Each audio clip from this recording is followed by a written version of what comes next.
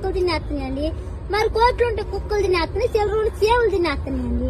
మరి మా తింటానికి వచ్చి తప్ప ఏం మిగలేదని ఇటు బడి ఇటు వచ్చేసాము.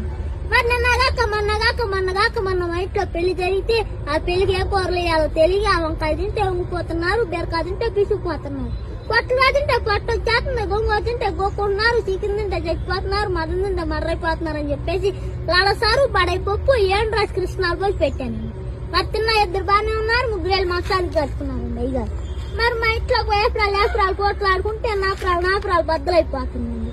మరి 3 పిల్లలు దెబ్బలాడుకుంటే వానొచ్చి వరదొచ్చి జనం అంతా కొట్టుకుపోతుంటే మీరిచ్చే 10,000 నోట్లతో పడవలు చేసి వాళ్ళందరూ నోటి చెప్తున్నానండి.